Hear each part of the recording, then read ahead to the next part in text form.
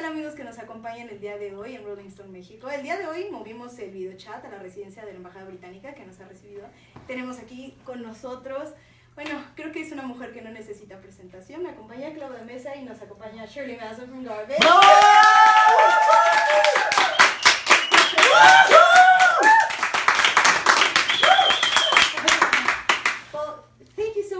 For some of your time for Rolling Stone Mexico. It's really exciting to have you here. It's really exciting to be here, to be honest.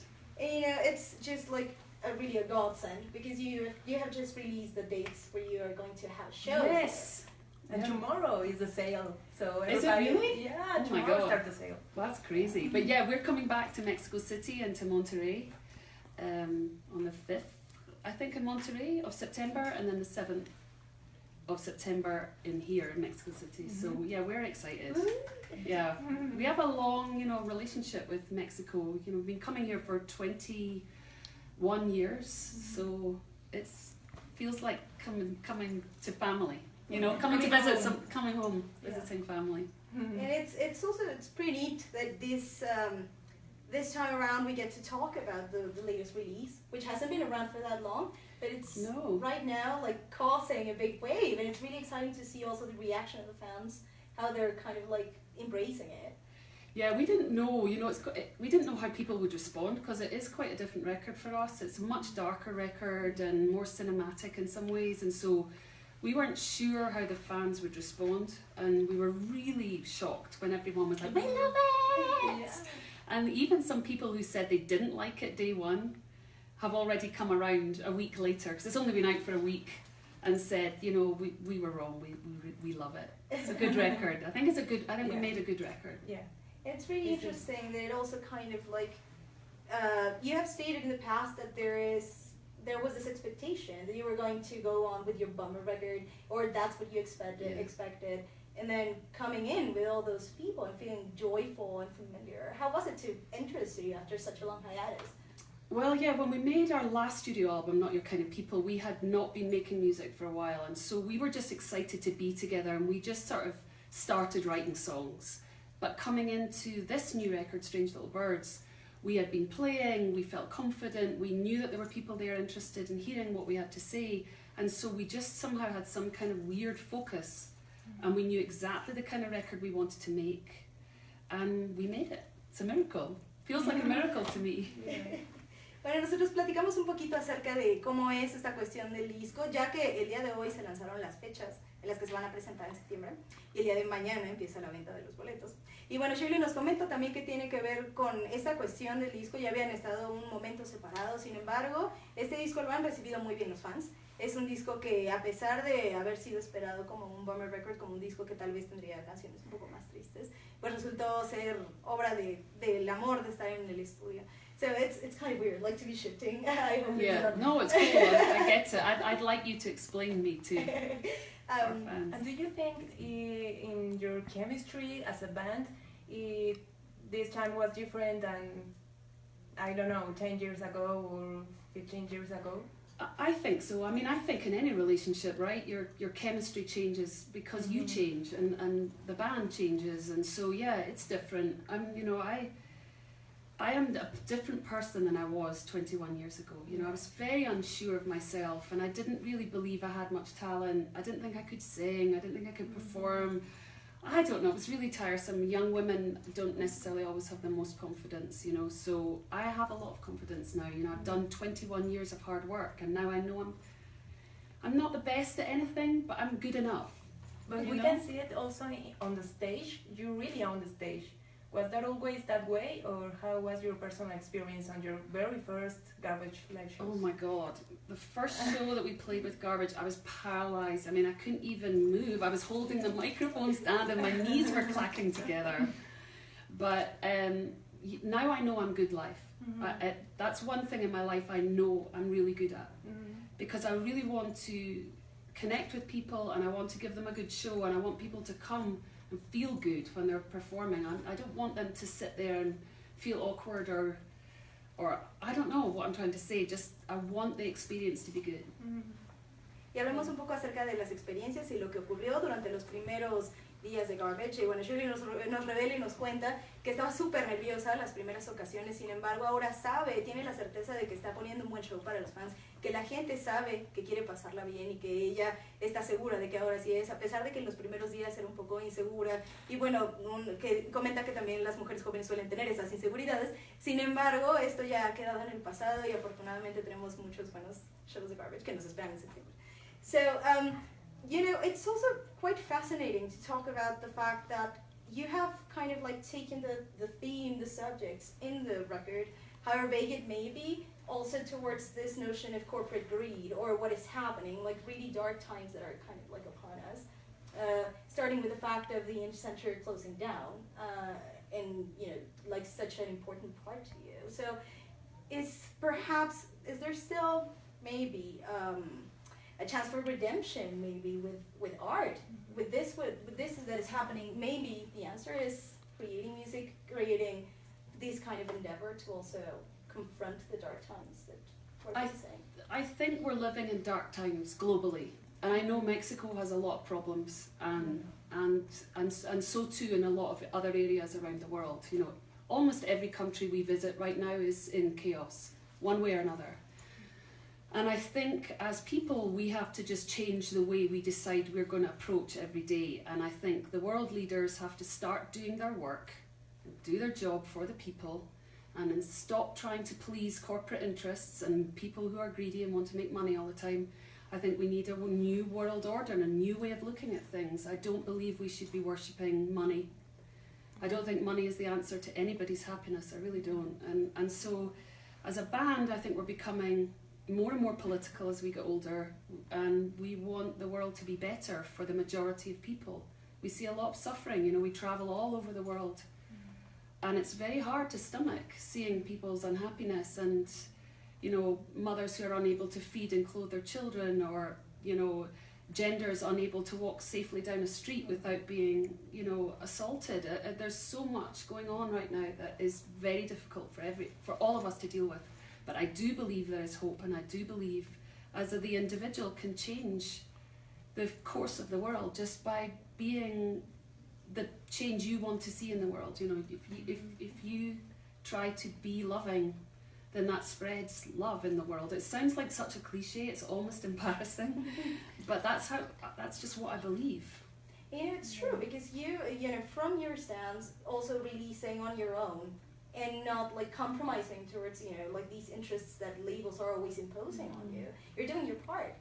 I think so. I mean, we really were at odds with major labels. They just wanted to make money at any cost, and that's not how we believe we want to move forward in our life. We don't believe that being the most famous, being the richest is important in the long run. I don't think it leads to a lot of happiness, let's put it that way. Entonces platicamos un poco acerca también de los temas que están también en el disco, que tienen mucho que ver con esta ambición, esta cuestión de los problemas globales. Shirley nos comenta que también es muy difícil visitar varios lugares en el mundo y ver que existen tantos problemas, que también reconoce que México los tiene, que existen problemáticas como madres que no pueden alimentar a sus hijos, o ponerles, o bueno, vestirles, mantenerles, o géneros que, bueno, cuestiones de género y problemas que se suscitan al ser estas personas agredidas. Entonces hablamos de esta cuestión de el arte, o bueno, la creatividad también como una parte del cambio en el mundo. Ellos han decidido ser más políticos también conforme avanza el tiempo, como banda, madurando también con esa parte.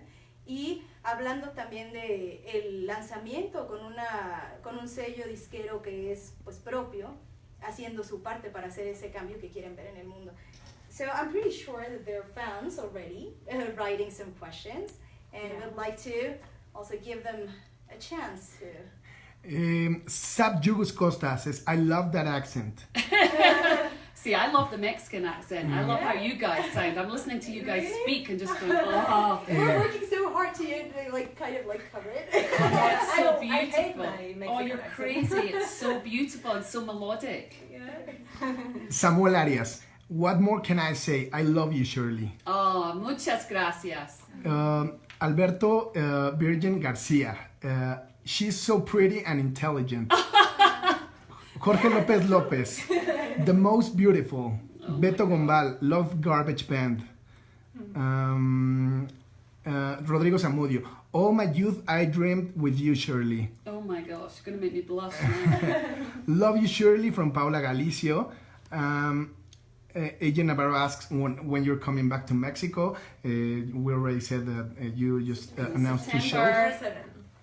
5 or 7? 5 in Monterey, 5th of September, Monterey, 7th of September, Mexico. Yeah. Manuel Mezcal thinks that there's low quality rock and asks you, what do you think about this? I don't agree with that. I think there's so many great rock bands out there. They just don't get a lot of attention right now, but it's there. The quality is most definitely there. Don't lose faith. I Love You since version 2.0. Eric Pacheco asks, Shirley, is it true you will launch a music single with pop star Mike Litoris? No, no, that's not true. Well, it's good to be like Savage Rock asks, what's your opinion on the hit list that it's dominated by pop, electronic, and rock doesn't figure anymore? Well, I think right now it's true. There's not a lot of rock radio, not a lot of rock bands getting played on the radio. But that doesn't mean it doesn't exist. I think it's there, and I think people are beginning to yearn for guitar music again because we've had so much pop music, so much electronic music over the last decade or 2 decades even, that I think people are beginning to want to hear guitars again. Gabriela Noemi Barajas, you were wonderful at Arena Mexico. I remember you gave some headphones to a baby. You're beautiful. I do remember that. Yeah. I remember that. It freaks me out when I see babies at our show and they don't have headphones on. I get really And he freaked was very out. little. Tiny. Tiny. He was a tiny baby. 8 months or something. Yeah, a I baby. couldn't handle it. I was like, I can't play this show if I don't protect his ears. Leonardo Ramirez, has the Mexican Day of the Dead tradition helped you cope with your own losses? You know, that's actually a really great question. I love the tradition of the Day of the Dead because in my culture, we don't have a moment when we think about those that we love so much and have lost. And so, yes, it has actually. And I'm very inspired by the Day of the Dead. And every time it comes around, I always think of my beautiful people that I've lost along the way. Talking about the Day of the Dead, you guys made a contest the last time you came. We did. And is there any chance to have another contest like this one this time or not? Probably, although we don't want to always just do the same thing, you know, but we did run an amazing art competition and the art was phenomenal. Like there's a lot of it I kept and I framed it and I put it in my house in Scotland because it was so good. So yeah, that was very special. Y también hablando un poco acerca del Día de los Muertos, después de también algunas de las preguntas de los fans y de las anécdotas de cuando uno de los bebés asistentes al concierto, bueno, Shirley pidió unos audífonos para proteger los oídos del bebé. Hablamos un poco acerca de su relación con el Día de los Muertos y sí, ella afirma que efectivamente le ha ayudado también como a lidiar un poco con esta cuestión de las pérdidas. En lo personal, pues esto también se relaciona mucho con el concurso que hicieron con los fans en la ocasión anterior y bueno, también afirma que varias de esas obras resultantes del concurso pues están en su casa en Escocia y están enmarcadas y demás porque tuvo una muy buena reacción. So, I have sent a few. That's so cool. Like 7, I don't know. Wow, I my went God. crazy. Crazy's good. Yeah. Crazy's always good. I think Well, so. Always good. Most of the time. Yeah. Not always, but Not a lot of always, the time. Yeah, it depends which kind of crazy. Yes. But, you know, talking about the fact that there is also this strong connection that the fans acknowledge with you and the Day of the Dead and Mexican art. How is that it came to be? How did it come into your life? Because you're very interested in that part. Yeah, I mean, I've never went to art school or anything like that. I don't know a lot about art, but I, of course, like most people in the world, fell in love with Frida Kahlo. And she became a key to lots of, you know, other, you know, works and artists. And I don't know, there's something about Frida Kahlo to me that seems so exceptional, which is she took extreme pain and suffering and turned it into something extraordinarily beautiful. And I think that's inspiring to any human being that walks the earth. You know, she had like terrible losses and terrible physical pain. And what is interesting is that we get to see a different face, you know, talking about pain and kind of like how to channel it towards creative expression. And we get to hear, you know, very kind of vulnerable nature that is revealed within the album. Listening to Sometimes, it's quite revealing, because even though it wasn't written by you, there is such a, you know, there's such a raw kind of feeling there. I did actually write that. I'm sorry. No, it's no No, worries. the other one is Even Though Our Love Yeah. Is Doomed is the one that you Yes, didn't write. that's right. Yeah.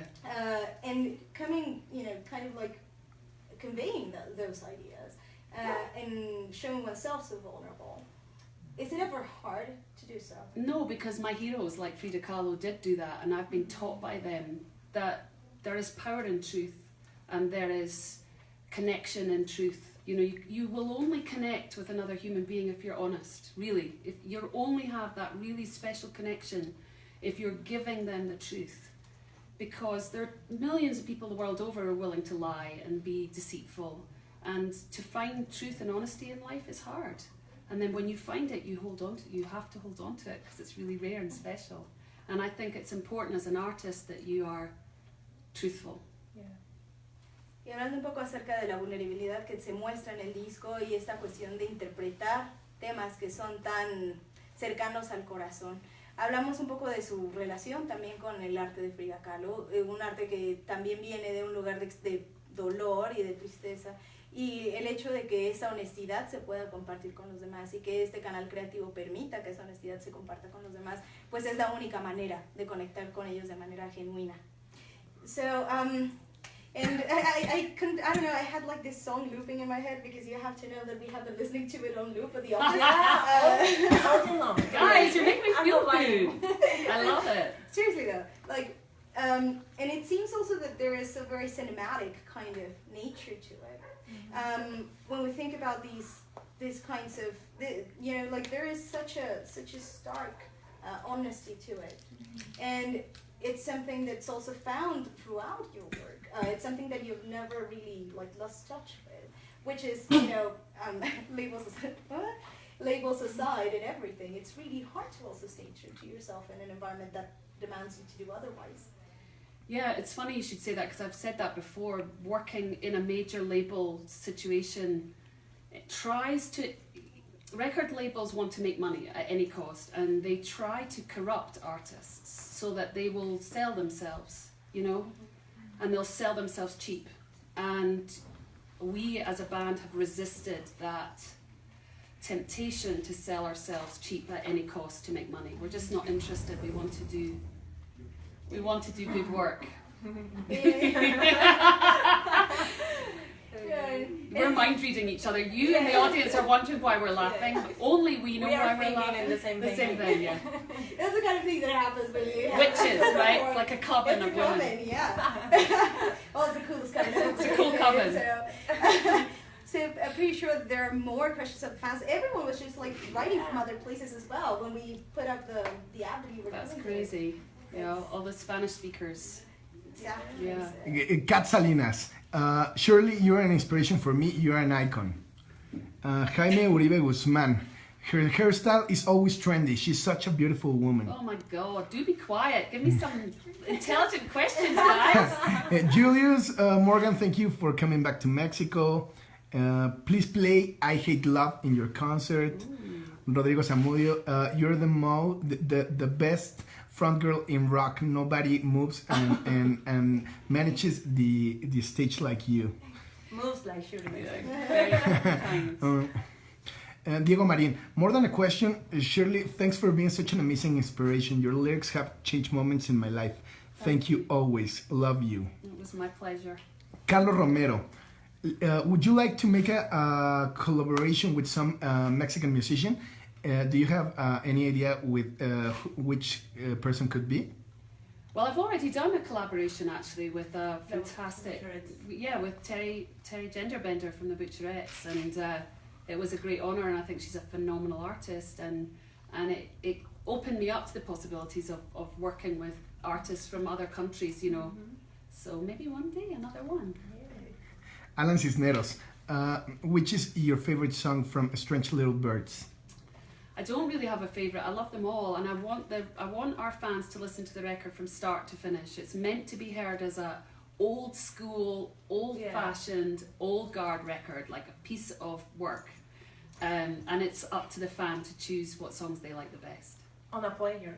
Yes, well, preferably on vinyl. This man sang by song. Exactly. Without skipping. Without skipping. No skipping! No. Elisa Ortiz, do you still have a good relationship with the members of your first bands? What's your opinion about the music they're making now? I do have a good relationship with all my ex-band members, and actually I played with them earlier last year with an Angelfish show for charity, and I think they make incredible music. They just put out a new record actually, and it's really, really good. Yeah, thinking about that, when you get to see yourself in the first videos, what do you think of that, Shirley? I think it's amusing because actually I did a really good job, but I didn't think I was doing a good job at the time. I thought I was failing terribly and I wasn't good enough, and I wasn't smart enough or interesting enough or pretty enough or thin enough or young enough. I mean, the list goes on. It's so tedious. And now I look at these videos and go, you are pretty bloody good. You know? Time kind of puts that kind of perspective on you. Time will always put an amazing perspective on it. I think I try and say that to a lot of young women. It's like, I know you feel like somehow things are tough right now, but just you wait and see. Just you wait and see. And by the way, we have a question from Rolling Stone Colombia, who sent us their own, but I'd like to read it to you. Strange Little Birds is presented as a type of, kind of like in a contrast with joyful pop music from nowadays. Why are they so, well, it says deliberately, but I wouldn't go so far. Why are they so deliberately dark when you're talking about like the lyrics in this record? I think because we love the darkness. You know, we're taught as human beings to reject all darkness and sadness and melancholia and loneliness and only focus on being happy all the time. And I believe that a human being has to experience all the different corners of our lives in order to be fully engaged in our lives and to have all the information at our disposal. You know, darkness informs you, tells you tells you about what's out there, and sometimes you look and that's what you learn sometimes from exploring the darkness, and I think it's comforting and it feels good sometimes. You need to speak out. Yeah, and I get tired being happy all the time. Mm-hmm. It's exhausting. It is. I just want to go home and get into bed and feel a little sad. Sometimes being miserable pays off. Yeah, it feels good. Yeah, and you know, it's also interesting that you should mention that, because talking about this, it's kind of like more daring, I guess, because lyrically it's harder to write like a good sad song than it is perhaps to write like a joyful poppy song. I think so, but yeah, I would say that, you know, I just know that I'm attracted to songs that speak the truth. Mm-hmm. And I don't think any human being out there in the world always feels happy. No, but I am. No, I'm calling bullshit. I know, right? Like you have like a zero tolerance in your bullshit sector. I was being so bullshit, but entonces hablamos un poco acerca de la oscuridad que se explora. Gracias a Rolling Stone Colombia, gracias por vernos también, por compartirnos sus preguntas. Una de las preguntas era precisamente por qué son tan deliberadamente oscuras las letras de este disco. Y pues bueno, Shirley revela que realmente esta es la parte que conecta con esa honestidad, que es bueno explorar también la oscuridad, mirar que no hay como nada que temer al final. Y eso también como que conecta mucho con la sinceridad lírica que hay en este disco. Mm-hmm. So we also, well, aside from the thematic stuff, we brought random questions. We'd love you to pick one. None of them are embarrassing. In this little bag. Yeah, like Shake it. the fancy bag. The fancy, So. very fancy bag. Okay. I love the fact that it's see-through, but it's fancy. So They're beautifully folded. If you could go back in time to any year or age, when and where would you go? I'd like to stay exactly where I am right now. I don't want to go back, ever. Yeah. Very few people can say that. That's true. Yeah. I don't want to go back. Ugh. Shall I answer one more? Yeah, please. Please do. Tomorrow. Who folded these? They're beautiful. I went back like kind of to my junior high years, holding love letters. In the event of King Kong fighting Godzilla, who do you think would win and why? Well, I think probably Godzilla would win, Yeah, but I would want King Kong to win. Yeah. Yes, because I have a thing about King Kong. Yes. You know I love the beasts. Yeah, but Godzilla would kick his ass. Yeah, definitely, like a Yeah. huge loser. Yeah, That would be. exactly. It's good to imagine that he could have a chance. Yeah, he would have a chance, I guess. Shall I do one more? Please. Okay. These are good questions, though. They're unique. Oh, this is a good one. Do you believe in aliens? No. Dun, dun, dun, dun. And then I'm beamed up and you never see me again. Okay, goodbye. I mean, I think there's probably some form of other life, but I don't know if they're going to be like aliens in the movies. Like, I mean, who knows, right? I don't know. Maybe I do believe in aliens after all. You've changed my mind. I do believe in aliens. E.T. from home. Yeah. yeah, maybe he got it from home after such a long time. I do believe, though, in Terminators and robots. That much I do. That's coming soon to a place near you. Man, that's scary. Yeah. It is very scary. Yeah. Bueno, empezamos con nuestra sección de random questions. Sí, bueno, ahora ya hemos creo que cambiado un poco su manera de pensar, tal vez si abramos la cuestión de si se cree en los aliens, en los extraterrestres. En una pelea contra Godzilla y King Kong, probablemente ganaría Godzilla, pero a ella le gustaría que ganara King Kong. King Kong. Y definitivamente no le gustaría mirar atrás y se quedaría exactamente aquí si tuviera alguna oportunidad de regresar al pasado, a algún lugar determinado. We have more questions here. Rodrigo Zamudio. Dear Shirley, what's your favorite rock band? Besides Garbage, of course. I've got two favourite rock bands. Well, I've probably got more than that, but the two that spring to mind is Nick Cave. Like, he's like my favourite male rock star, and I love Queens of the Stone Age. They're two of my favourite bands. Good ones. Yeah, pretty amazing. Nick Cave has been around forever and he's still awesome. He's still really potent, you know? Yeah. He's king. Jose Ignacio Fonseca Garcia asks, who do you think is the biggest rock star nowadays? Beyonce. Actually, no, maybe Rihanna actually, because she's a bit more kind of badass. But Beyonce and Rihanna, I think, are great rock stars, even though they're huge pop stars too. They've got something really special about them. Luis Malibran, what do you think about the production of Nevermind by Butch Vig? And do you think is there ever gonna be a band that generates so much like Nirvana did with that album? I think eventually we will see a band that breaks through into the mainstream again in sort of defiance of the mainstream. But what nature that will be, I'm not entirely sure. But of course, I'm a huge Nirvana fan, and Nevermind to me is the quintessential Nirvana record, happened to be produced by my drummer. Perfect. Leonardo Ramirez, decisions in this world are made driven by fear. You are the most fearless person I know. What advice do you have for the darklings in regards to managing fear? I don't know, you know, I'm full of fear myself, you know, I get scared, and I think every intelligent person in the world has to feel a little scared. You'd be an idiot not to. But I think you have to feel the fear and then push through it anyway. You have to live your life. You have to live large in the world.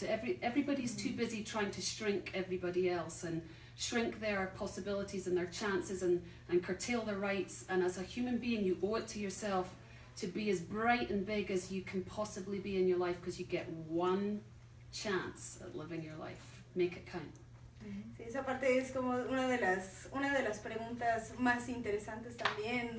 Muchas gracias por seguir mandando sus preguntas acerca de cómo lidiar con el miedo. Y bueno, ella dice que también está llena de miedo, sin embargo, la manera de, digamos, poder superar esa parte es de todas maneras empujar hacia adelante a pesar de que exista miedo, porque bueno, uno sería tonto de no sentir miedo. Sin embargo, pues solamente se vive una vez.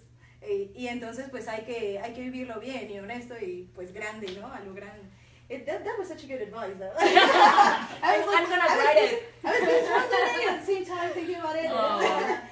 But it's also interesting that we get to see you have talked to us. We have talked to Claudia with this feature that we have in this issue with the naked men. Yes. With the naked men in the cover. Yeah, a lot of naked men. Gran naked artículo, men gran by the looks artículo. of it. Exactly. So it's also interesting that you. She's like a proud mama. Yeah, like there it is. Yeah, Well done, Claudia. And you mentioned the fact that there are also there's really notorious women. However, it seems as though sometimes they project themselves under a different light that not authentically, perhaps pressured by greed from the companies. I don't know. So it's interesting that we should have kind of this kind of talk about this fearlessness that also goes alongside femininity. It's a complicated time, I think, for women, because, you see someone like Rihanna, and to me, her sexuality is really bold and powerful, and I feel excited by her. When I see her be so cool and loose with her femininity and her sexuality, it makes me feel empowered.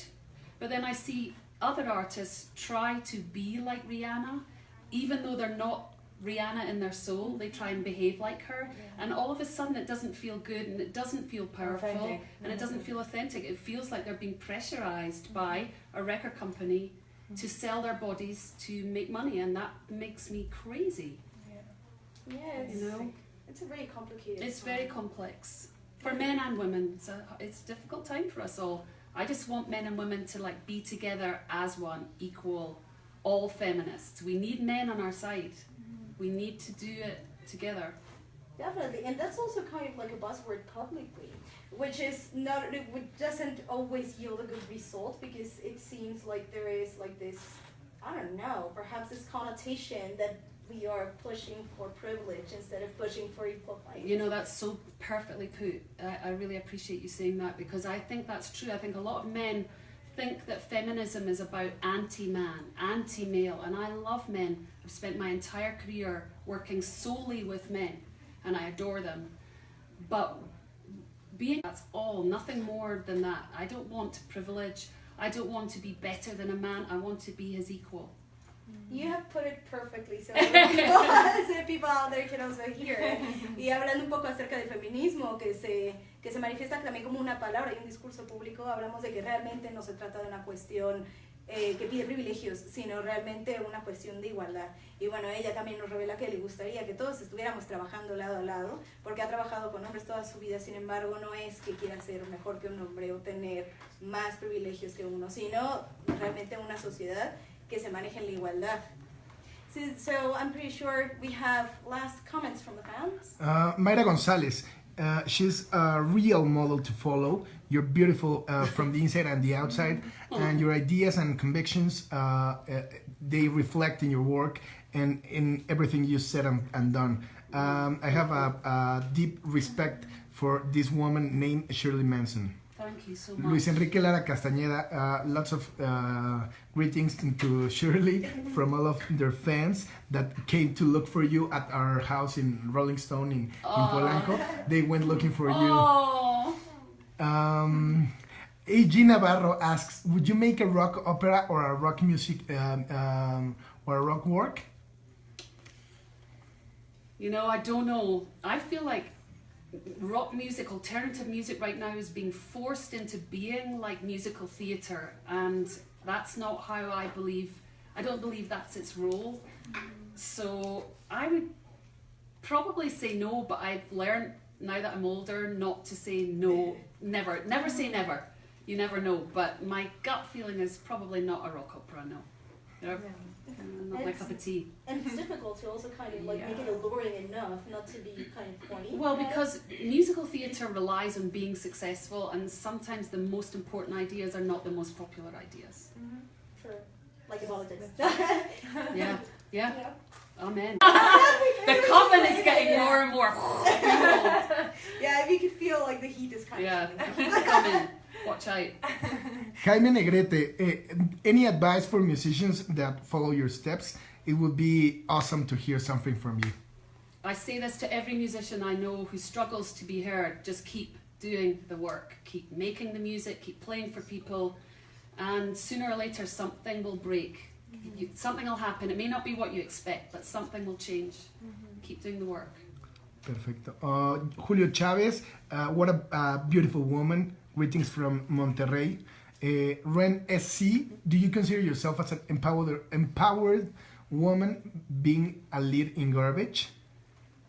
I am, I guess, empowered at this point. It's taken me a long time to get there. I mean, I'm about to hit my first half century. I've bled out for my empowerment. So I've fought for it, and I've requested it, and I've expected it. And so, yeah, I'd say I'm fairly empowered. I'm not scared, you know, of other human beings. And I think that's maybe a good thing. Gaby Valencia, I love you, Shirley, and lots of hearts. Gracias! Quique Perez, which band do you think is changing music right now? Ooh, that's a good question. I mean, I love the Antwoord. They excite me. And I also think Grimes is really, really interesting. Those are the two that spring to mind. But I also think Beyonce changed the pop game with Lemonade. I think she did something really new that's never been done before, not even by Madonna. And Madonna's practically done everything at this point. So. Man, that's such a good record. I was It's so so excited when good. it was powerful. I cried and then said to my husband, I may as well just give up. She's done it all. But you know what's cool? When we're talking about this kind of like femininity thing and vulnerability, and it seems as though she kind of channeled that because it's a really kind of like heartbreaking matter. And It's powerful because she's been truthful. Yeah, man, I love it. I love the album, or like, was it like an audiovisual kind of release? Yeah. So interesting. I mean, the art is different. She looks very different, you know. And there are That's like right. so many talks to be had, like race and class and femininity. She made a phenomenal. I think it's a pop masterpiece. I don't say that lightly. Hear that, Beyonce haters. Beyonce, we love you, B. Dicot Mario, are you going to bring out your solo album someday? No, not. That's long gone. That's like almost 10 years ago I now. remember the song, Horses? Yes, Pretty Horses. Pretty Horses. It was a good song. It is a good song. Yeah. You should reconsider. Maybe I will. Rodrigo Zamudio, do you ever thought, or did you ever imagine to be in a band, or was it casualty that you arrived to the rock world? It was totally by default. I wanted to be a ballet dancer. That's really that's the only thing I've ever wanted to be in my life, is a prima ballerina. Oh. And I had an accident when I was 13 and I couldn't dance, so then I wanted to be an actress and I joined a theatre group, and I met a boy in my theatre group who had a band and he invited me to join the band, and then that was it. I just happened to become a lead singer in a band. It's like bizarre. David Flores Nieves, let's eat tacos and drink tequila. I would love nothing more. Let's do it right now. Alan Cisneros, I'm going to make a review of your new album in my YouTube channel. I'm your #1 fan. All right, say something nice then. Leonardo Ramirez, I love you, Shirley. Thanks so much for coming and making amazing new music. Thank you. So, and we're also very excited about the album, about everything that comes out with it. And I don't know, like, I think it's a good conversation to have, that it hits us globally, that it's not only a personal kind of thing. When you reconvened in order to also write, you had been writing before, but when you reconvened in the studio, which was both the hardest and the most fun part? Ooh, that's a good question. I mean, the hardest part is really trying to keep everybody in the band on the same page, because, you know, everyone has different ambitions and different ideas of where we should go as a band, and that can cause a lot of stress, you know, because it just creates tension in the studio, you know, just amongst us, and that's difficult. But then when we sequence the record and we hear it back for the first time in sequence and we know that it's good, it's so exciting when you're high as kites, you know, it's just an amazing feeling. It must be so much fun to also kind of reconvene with someone that is like a part of your family, basically. Yeah, it's difficult, it's fraught, it's not easy to be in a band, it really isn't, and I think that's one of the reasons why it's so difficult for bands to have the length of career that we've had, you know. We've had 21 years of being in a band together. It's really rare because most people just cannot get to the point where they're willing to compromise. They just lose their tempers and they split. Bye. Who is the most picky member in the band? The one who always says, I don't like that, and everybody else like, and I don't know. Probably Butch and I. I mean, Yeah. Butch has different, the things that he picks up on are different from the things that I pick up on. But, you know, I'm dominant. I'm a dominant woman, and I have a lot of opinions, and I tend to proffer them easily. Now, everybody else in the band has equal amounts of opinions, but they're a little slower than I am, a little quieter. So, yeah, I get in there really fast. Yeah. Whereas I'm going blah, blah, blah, blah, blah, blah, blah, and they're a bit more like, Like, in order to wrap it up, if you could, if you, by some odd chance, had a chance to talk to your former self before you went on this hiatus, how would you explain, Shirley, back then, your current situation with Strange Little Birds? It's really easy actually to describe this. Before I took the hiatus, I did not think of myself as an artist. I thought of myself as a lucky girl who got to be an entertainer for a living. And then I took a break, and a lot of things happened. I lost my mum, I did a TV show, and I discovered art, like fine art, artists like Frida Kahlo, like Louise Bourgeois. And a penny dropped in my head, and I realised, wow, I don't have to be pretty, I don't have to be young, I don't have to be popular. All I need to do is concentrate on doing good work in my life, and I will have lived a good life. And once I figured that out, I accepted I was an artist, that I make music for a living, and everything else just became really clear. That's a good epiphany to have. Yeah.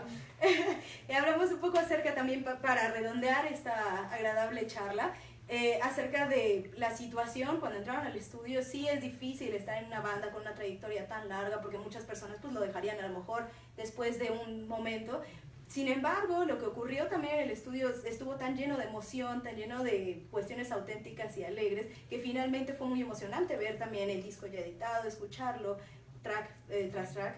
Nos revela también que es de las personas más quisquillosas para seleccionar este material, y bueno, muy vocal al respecto, así como Patch, que tienen diferentes cosas que son las que se fijan o lo que no les agrada tanto del material. Sin embargo, ellos dos son los que más quisquillosos son acerca del material, y si pudiera explicarse a sí misma la situación ahora con este lanzamiento, en el momento en el que decidieron tomar este break, pues bueno, nos dice que antes no se consideraba una artista, se consideraba una chica que tenía suerte, que podía ser, bueno, parte del ambiente del entretenimiento para los demás y también compartirlo. Sin embargo, ahora que cayó el 20, de manera así lo menciona, le cae el 20 de que realmente es un artista, y que finalmente, al haber descubierto a otras artistas, se da cuenta de que no tiene que ser una la más popular, la más guapa o la más joven. Sin embargo, el ser auténtico con el arte es realmente la apuesta final. So Shirley, it was such an awesome time. Thank you. Your English is spectacular. Oh, Thank you so much, guys, for Thank you. giving me this time to speak with our fans in Mexico. Thank you so much It's for a joining pleasure. us. Thank you, Rolling Stone, for the 21 years of support. Really, really grateful. Last greetings from all your fans. They're excited. They want to hear you. Maura Silva, excited, waiting for your great show. Ana Vera says, please tell Shirley I will see her in September. I love her. Hello from Mexico. I love you. H. De Lucio, Thomas Pacheco, all of them. They are saying you're beautiful. They love you. Just if you could please give them a hi or something.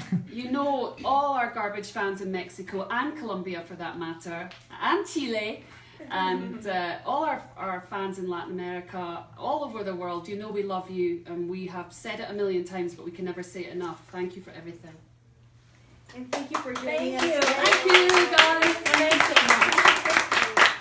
Pues muchas gracias, amigos, por acompañarnos. Muchas gracias a la residencia de la Embajada Británica por las facilidades que nos ha otorgado para este videochat. Yo soy Valeria Villegas. Muchas gracias, Claudia Mesa. Muchas gracias a Regina Lázaro y a José Lizama, que están del otro lado. Y pues nos vemos en un siguiente videochat. Muchas gracias por acompañarnos el día de hoy. Bye. Chao. Bye.